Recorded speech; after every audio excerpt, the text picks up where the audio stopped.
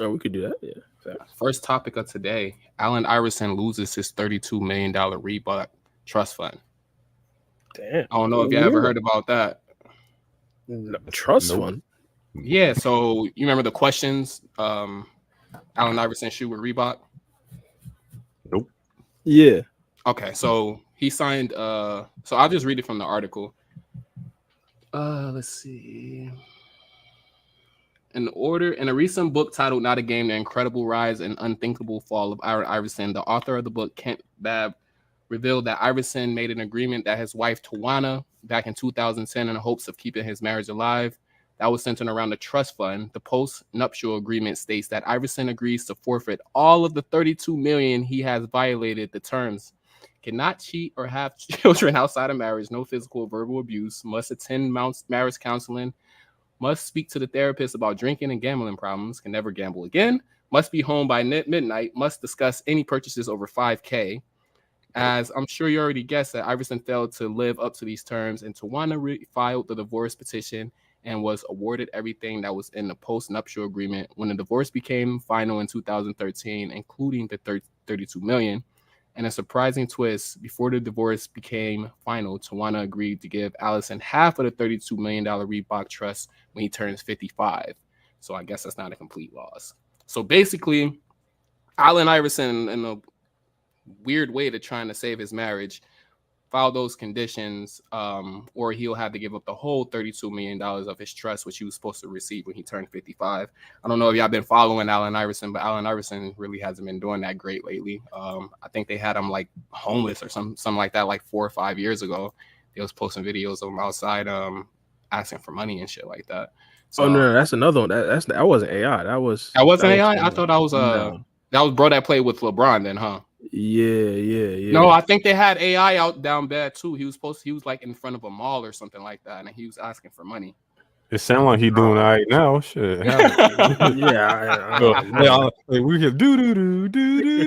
Nah, bro, you half of $15 million. I know. Fuck out of here. AI. Shit, I need an answer. Help me out, brother. What's the answer? You help me. Yo, that's funny as hell. All right, but no, that's not, you know. I don't know if I could put none up like that, bro. Especially if we now saying Allen Iverson isn't necessarily making that much money. Like, I don't know, partner. Listen, bro. I don't know. Supposed to be broke right now, bro. He need to be a man. I don't think he stand should. on business, bro. But he signed a contract. Like, stand on it, bro. You know, our definition of broke is not really broke sometimes. You know what I'm saying? Like, really the standard broke. I'm just saying, like, he's broke, you know? No, I get what you're saying, but like, I think people like Allen Iverson, he's like, bump all the money. Like, I think his name is more valuable. Like, if Allen Iverson started a podcast, like, it's Allen Iverson. Like, all the NBA stuff is posting it. Like, it's Allen Iverson. I think his name is worth a lot more than just money. No, that would be a banger. That would. I would watch it. I will watch it. Like, he talk about how he crossed up MJ. Oh, bro. And then MJ came back down and hit the 3 on him, though. But nobody talks about that, though. But that's a bitch made receipt. Like, he just crossed you up, bro. Like, you can't just pop a 3 on a dude who crossed you up. You gotta get him back, bro. Yeah. Need a poster. Yeah, that's crazy news. I ain't gonna lie. No, you're right though. His name does hold more value than monetary gain. So I agree with you on that. Yeah, especially just what is it, 32 mil? Now, don't get me wrong, 32 mil is a lot, but I feel like eventually, like even like let's say like a new podcaster like JJ Redick, I feel like eventually he's probably gonna make like 50 mil over the next like 10 years or something like that. Like, so I feel like he should be straight. Maybe 50 is a lot, bro. I say maybe like 20, depending on his sponsors. I don't know. Including sponsors, that's different. I think he'd probably make more than 50. I think eventually, like a lot of these NBA players, like for example, Shannon Sharp. If Shannon Sharp doesn't make 50 million in the next 3 years, something's wrong. So Shannon Sharp got his own platform now, though. He's pure money, bro. Like, he's just a dub. Bro, hating that Stephen A. Smith was just hating, bro. Just hating. Facts. He told you have a responsibility for the black community. I'm like, bro, let him cook. Leave him alone. Such a bitch, bro. Oh my god. he's the. I saw a comment on his channel. It perfectly describes him. He's one of them type of people who are like proud of your success as long as you're not more successful than him. He's so bro. I can't stand Stephen A, bro. Shout out to Stephen A. He got love over here, bro. I don't know about fuck that. No, he always talking that fucking that. See, I'm remiss to call a black man an Uncle Tom, bro. I ain't gonna do that. That's disrespectful. You talking that good shit, nigga? Talking all that good shit over there, nigga. Nah, but I just remembered that really quickly. That was kind of a problem, but yeah.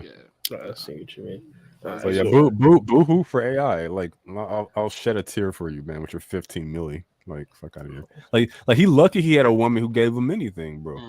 I wouldn't have gave his black ass nothing. Man, shit. Yeah, hey, you know, ain't no woman gonna give you half. Shit, she probably would be like, I get that nigga 10% or something, but shit, she got that nigga half. And be lucky to get 10% and be thankful. Shit.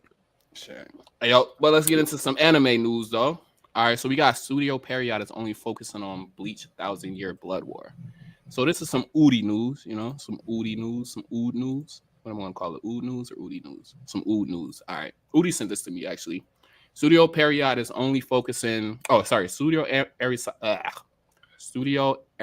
is only aiming to bring more than just Bleach, Naruto, and Boruto in the future. Their current main focus is Bleach 1,000-Year Blood War and nothing else. The plan is to turn their other projects into seasonal anime instead of long-running shows as Bleach 1,000-Year Blood War reached massive success. That's a good news for Bleach. Yeah, good news for Bleach. They're trying to turn their current projects into seasonal anime, and I think Boruto is one of the animes that they do. No, really. See, that's good news though. That's really good news. Could you imagine Boruto with Bleach animation? My God. Oh my God. But if I'm not mistaken, doesn't Boruto go through a whole bunch of different theaters though, or studios, I should say? I'm not that side of the fandom is not my particular forte. I don't have an interest in it. Well, they did, but I don't know how they're gonna do it in here. I said in here. I don't know how they're gonna do it for TVV. They did. Studio Period was like one of like I think like four or five, something like that. They had like Jubu, something like that. I gotta go back, but I'm pretty sure I have it in my bookmarks on my Twitter account. But yeah, I could go over all the studios. But yeah, it's multiple. I think Studio Period gave us that infamous Boruto crying scene, but don't dub me on that. I don't know. Studio Period was the best. Studio Period gave us episode 65. They gave us the was it the Naruto and Sasuke versus Ishiki Otsutsuki, or the one of the better episode or animated fights out of that. They gave us the Kawaki versus Garo fight that everybody loves. So yeah, they've been on the money. Like animation wise, that's like the best. That's the best studio that Boruto has. That is true, and they also gave us the opportunity to say, if you're new to the channel, make sure you subscribe, like the content, hit that bell icon for notification. If you guys want to toss a coin to your streamer, it does help us provide quality content on a consistent basis, and it does guarantee your questions, comments, and theories get answered before anybody else's. We appreciate the support. You guys you never have to do this. We do appreciate it if you do choose to do that. We'll give you a shout out as well. But yeah, just want to get that in there. Appreciate that, guys. Great segue. Loved it. All right. And then we're going to get on to the next topic, though. So we have Shonen Jump. I thought this was pretty dope. Shonen Jump launches new manga award. So this seems like this is more tailored to like new mangaka. Oh, hold on. My computer just froze. What the hell? Great time to freeze, computer. Let's go off memory. My memory's trash. All right. So they're basically starting a new anime award, and they're entering. No, I got to read this off because it's actually pretty dope. The editorial staff of Shueisha Shonen Jump manga website announced on Thursday that it's launching a new manga award named, I'm not reading that, Judging You Purely on Your Strength, a manga evaluation just for one. That's what it means in English. The award claims that judges will evaluate manga only on their strong points, even if only has one strength, even if other elements of it are dissatisfactory. The award will have 6 categories, namely art, planning, story, layout, character, and originality. Judges will pick more than 3 winners for each category. each awarded 50,000 yen, $330 for Americans. The award will also have a special serialization, which will guarantee a serialization on Shonen Jump Plus, as well as 200,000 yen, about $1,300 in American money, prize. The judges will pick more than one winner for this category. Submitted works may win in one or more than one category. The award will accept submissions until May 15th. So if you're out there and you're writing out a manga, think about getting it submitted to Shonen Jump. Yeah, you can win $330. Wait, so is this gonna be like? Is this gonna be like awarding already, like, I won't say already established mangas, but like awarding the biggest manga? Like hypothetically, if My Hero Academia has like a huge fight in the next year, is that gonna be like in the awards as well? Like, is that gonna be a nomination? Or is it simply just for brand new manga? Yeah, this is because it's submitted works. That's why I'm going off of brand new manga. And like for people who are not mangaka or just like starting an anime or a manga and they want to submit it. So this is submitted work. So this is all submissions until May 15th. So this is all new work. If you have something that you're doing and you want to submit it before you're going to have a submission before May 15th, you should think about getting it submitted, because seems like this is for up and coming rather than already serialized manga. Oh yeah, that's fire. Then. Yeah, that's fire. That's cool. Yeah, give you a nice little platform. And then last one right here, and then we can segue on to the spoilers, because this is a spoiler in all of itself. But Dragon Ball Super is back with a vengeance. We got Dragon Ball Super Chapter 102 spoilers, Ultra Instinct versus Beast Gohan. So we got the Chapter 102 spoilers hit. Usually what it does is usually around like the same time that Boruto spoilers are released, Naruto and Dragon Ball Super spoilers used to come out, and the Dragon Ball Super chapter used to drop too. I remember that, but just lost that. But Mello, I know you wanted to talk about this too, as far as the Dragon Ball Super spoilers go. I'm really interested. I want to see Goku versus Beast Gohan. Oh, my bad. Go ahead. No, did you have like an article you wanted to read or something? Yeah, I got you. The Dragon Ball Super Chapter 102 has already spoilers, and shows the upcoming battle between Goku and Gohan. The protagonist came back to Earth after the events of the superhero arc, which led to him to discover that his son has unlocked a new transformation, and they're going to spar and see how much he has progressed. So the beginning of Dragon Ball Super Chapter 102 showed Goku and Vegeta coming back to Earth and talking with Gohan and the rest of the cast about what happened while they were not there. Once that was solved, Goku wanted to see how much Gohan had progressed, of course, but Goten and Trunks also wanted to get involved in the sparring, which led to Whis taking him to Beerus' planet, of course.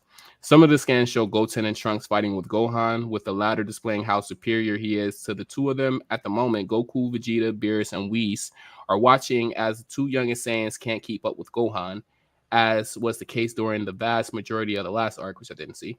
The spoilers also show that Goten and Trunks fuse into Gotenks, although they made a mistake in the fusion dance, of course, and ended up with a failed version. Gohan ended up defeating Gotenks, and then the plot moved to the main focus, which was the foremost upcoming battle with Goku.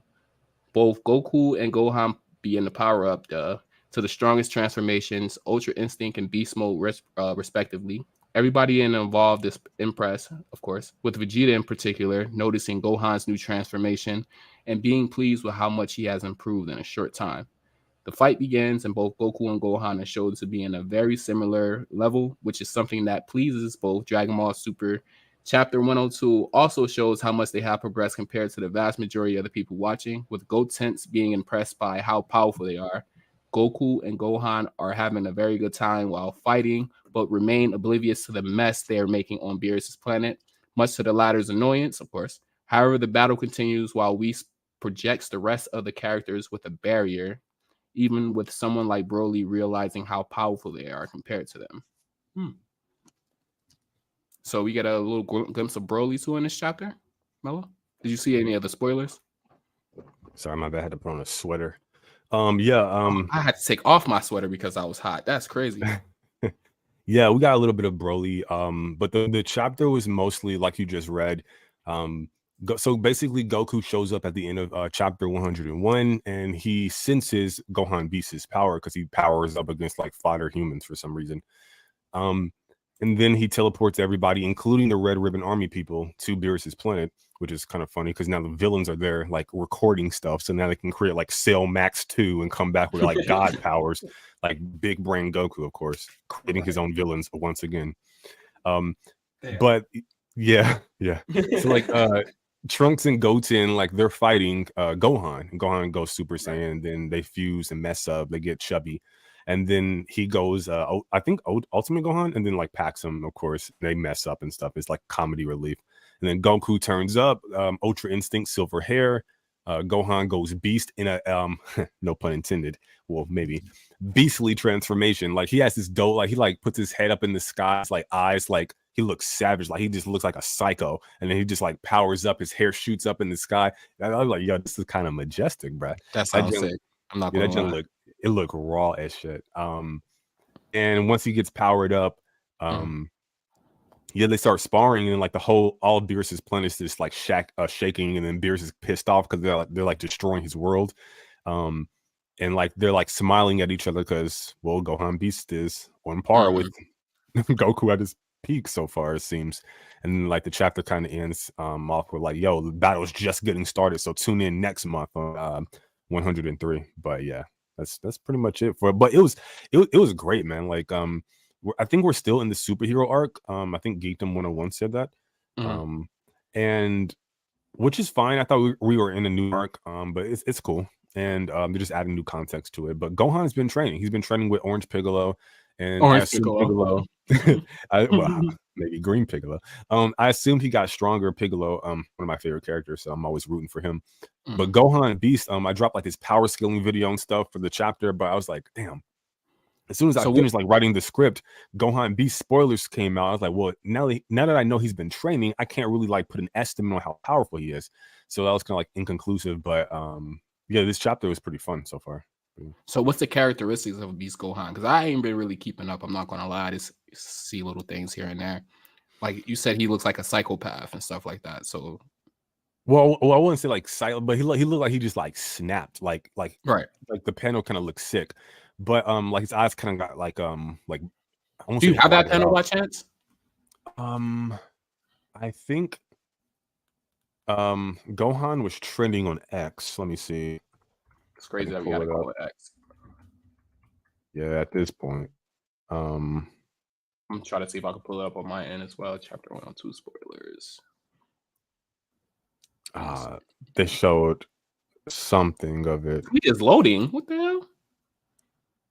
I have never seen that in my life. Yeah, the panels are on X. Oh, here it is. Okay, I can get this for you. Give me like 15 seconds and I got you.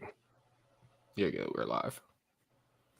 I wonder why my fucking computer is like moving so slow. But either way, with Gohan, I think the power-ups are fine, but I think people want to see Gohan actually do things. You see what I'm saying? I feel like eventually, and I know Dragon Ball Super, the anime isn't necessarily up right now, and they're currently in a specific arc. Like hypothetically, if Gohan uses that strong form to fight like an actual strong villain and potentially save the day, I think that'll be way better than him just sparring with Goku. But overall, I'm happy for him. Nah, I agree. Like one thing that I always thought that Dragon Ball was lacking as like an anime was like a storyline, like a strong storyline.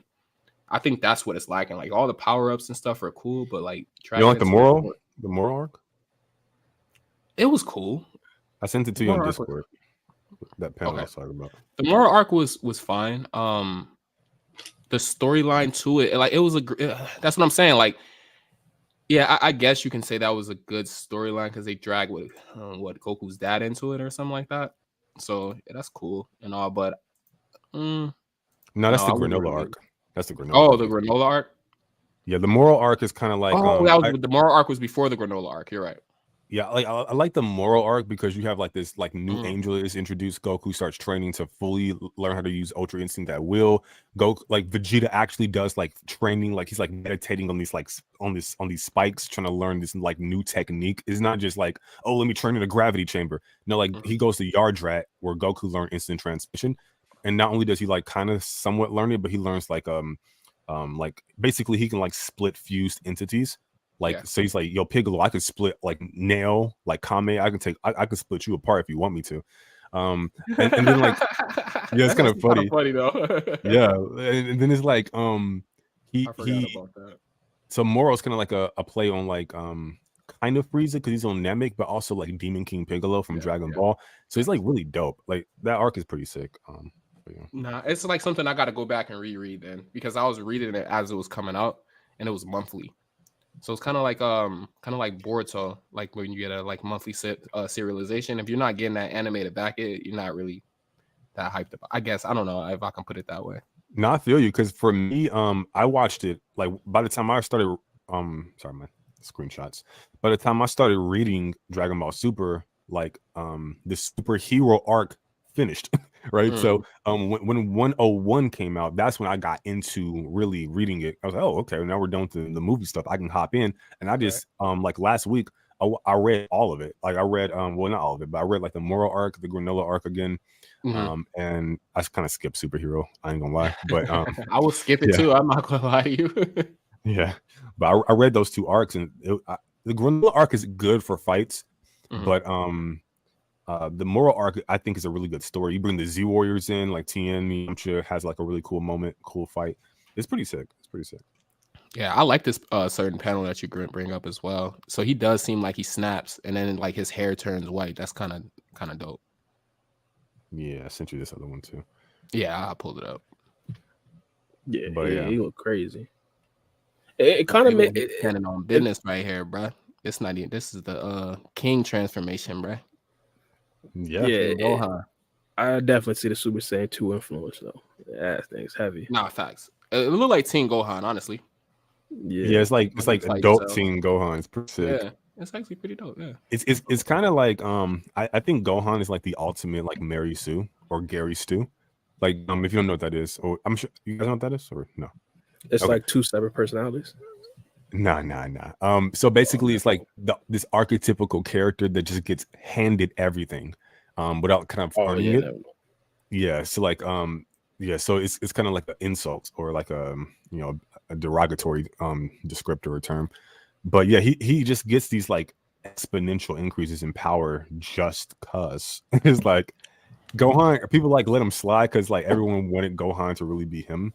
Honestly, Gohan is coasting on past glories, bro. Like that Super Saiyan 2 is so like generational that people just like rocking with him no matter what they do. So yeah, and you can't be disrespecting my boy Gary like that on live. Hey, listen, bro. Listen, Gary and Stu. Gary. Yo, speaking of, I got that confused with Jekyll and Hyde. Two things that you put I got you.